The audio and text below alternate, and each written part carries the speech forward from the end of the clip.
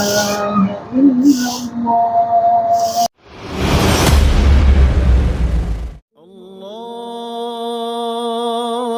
Akbar Allah. Hati ini makin sayu.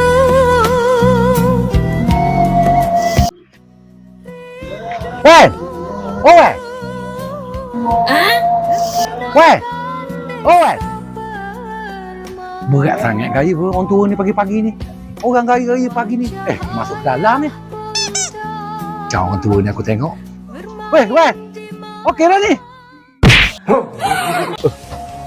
Jo. Cak aku masuk rumah aku ni. Dah raya weh. Yang kau ni ngapa? Temenon je pada tadi aku tengok. Aku sampai pun tak nampak. Astagfirullahaladzim. Raya dah Jo. Ni je aku beli tu. Keluar ni. Apa lagi aku ada Jo. Orang tua semua dah tak ada. Duduk di rumah lah aku. Mana keluar? Yang kau ni raya-raya berjalan rumah aku ni kenapa?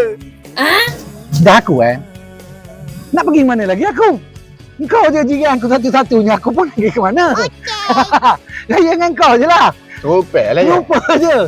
Raya ke mana? Kau pun tak ke mana. Sampai Aku pun tak ke mana. Oh, Dah main raya lah. apa pakai baju gini? Tak ada duit. Sama lah kita. Sama lah kita. Budak-budak je kita kena bagi. Habis makan model. Ke kamu nak bagi kaki? Aku bagi kawak lah. Boleh.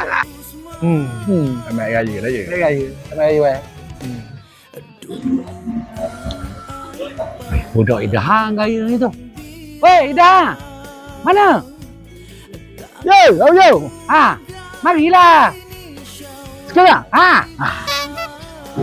Marilah. Mari. Ya, Uncle Jo. Uncle Wan. Kenapa? Pagi-pagi raya ni, jalan seorang-seorang kulu kilir ni buat benda awak dah.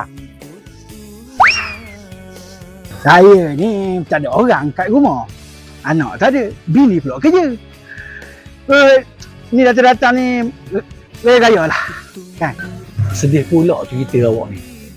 Lebih kurang kita je weh. Sunyi hidupnya. Kali tu mahlah beraya sama-sama. Boleh juga pergi semayang masjid. Molek juga gitu. Tapi itulah bejo.